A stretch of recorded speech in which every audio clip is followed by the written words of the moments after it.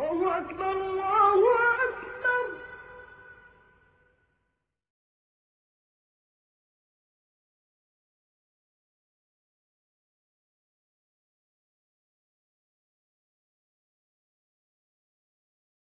صحیح بخاری حدیث نمبر 46۔ طلحہ بن عبید اللہ کہتے تھے کہ نجد والوں میں سے ایک شخص حضرت صلی اللہ علیہ وسلم کے پاس آیا، سر پریشان یعنی بال بکھرے ہوئے تھے۔ ہم اس کی آواز کی بنبناہٹ سنتے تھے اور ہم سمجھ نہیں پا رہے تھے کہ وہ کیا کہہ رہا ہے، یہاں تک کہ وہ نزدیک آن پہنچا جب معلوم ہوا کہ وہ اسلام کے بارے میں پوچھ رہا ہے۔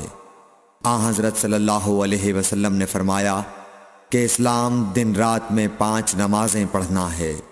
اس نے کہا بس اس کے سوا تو اور کوئی نماز مجھ پر نہیں۔ آپ نے فرمایا نہیں مگر تو نفل پڑھے تو اور بات ہے۔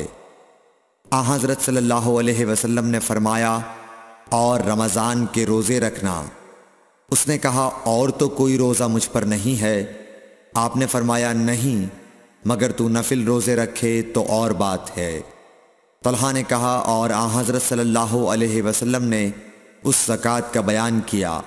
وہ کہنے لگا کہ بس اور کوئی صدقہ مجھ پر نہیں ہے۔ آپ نے فرمایا نہیں مگر یہ کہ تو نفل صدقہ دے تو اور بات ہے۔ پھر وہ شخص پیٹھ موڑ کر چلا گیا، یوں کہتا جاتا تھا قسم خدا کی میں نہ اس سے بڑھاؤں گا نہ گھٹاؤں گا۔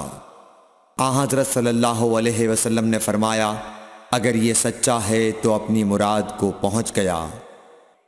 صحیح بخاری حدیث نمبر 47۔ حضرت صلی اللہ علیہ وسلم نے فرمایا جو کوئی ایمان رکھ کر اور ثواب کی نیت سے کسی مسلمان کے جنازے کے ساتھ جائے اور نماز اور دفن سے فراغت ہونے تک اس کے ساتھ رہے تو وہ 2 قیرات ثواب لے کر لوٹے گا۔ ہر قیرات اتنا بڑا ہوگا جیسے احد کا پہاڑ۔ اور جو شخص جنازے پر نماز پڑھ کر دفن سے پہلے لوٹ جائے تو وہ 1 قیرات ثواب لے کر لوٹے گا۔ صحیح بخاری حدیث نمبر 48۔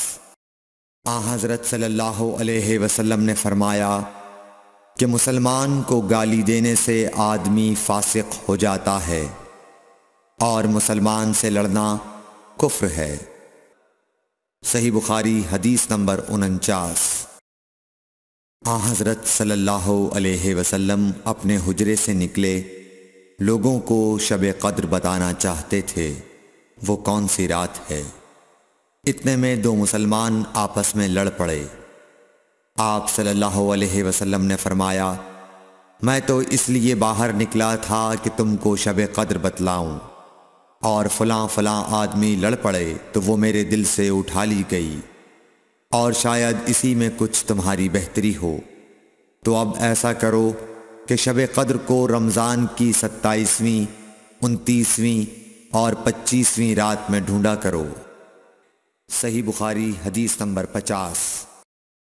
ایک دن حضرت صلی اللہ علیہ وسلم لوگوں میں تشریف فرما تھے کہ آپ کے پاس ایک شخص آیا اور پوچھنے لگا کہ ایمان کسے کہتے ہیں۔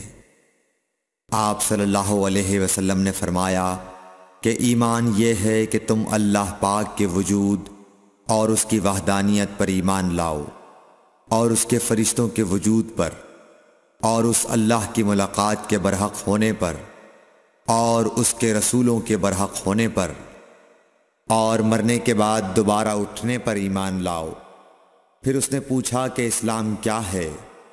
آپ صلی اللہ علیہ وسلم نے پھر جواب دیا کہ اسلام یہ ہے کہ تم خالص اللہ کی عبادت کرو اور اس کے ساتھ کسی کو شریک نہ بناؤ، اور نماز قائم کرو، اور زکوٰۃ فرض ادا کرو، اور رمضان کے روزے رکھو۔ پھر اس نے احسان کے متعلق پوچھا۔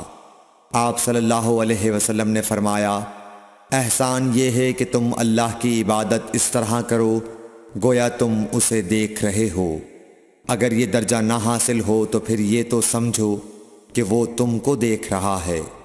پھر اس نے پوچھا کہ قیامت کب آئے گی؟ آپ صلی اللہ علیہ وسلم نے فرمایا کہ اس کے بارے میں جواب دینے والا پوچھنے والے سے کچھ زیادہ نہیں جانتا، البتہ میں تمہیں اس کی نشانیاں بتلا سکتا ہوں۔ وہ یہ ہیں کہ جب لونڈی اپنے آقا کو جنے گی اور جب سیاہ اونٹوں کے چرانے والے دیہاتی لوگ ترقی کرتے کرتے مکانات کی تعمیر میں ایک دوسرے سے بازی لے جانے کی کوشش کریں گے، یاد رکھو قیامت کا علم ان 5 چیزوں میں ہے جن کو اللہ کے سوا کوئی نہیں جانتا۔ پھر آپ صلی اللہ علیہ وسلم نے یہ آیت پڑھی کہ اللہ ہی کو قیامت کا علم ہے کہ وہ کب ہوگی۔ پھر وہ پوچھنے والا پیٹھ پھیر کر جانے لگا۔ آپ نے فرمایا کہ اسے واپس بلا کر لاؤ۔ لوگ دوڑ پڑے مگر وہ کہیں نظر نہیں آیا۔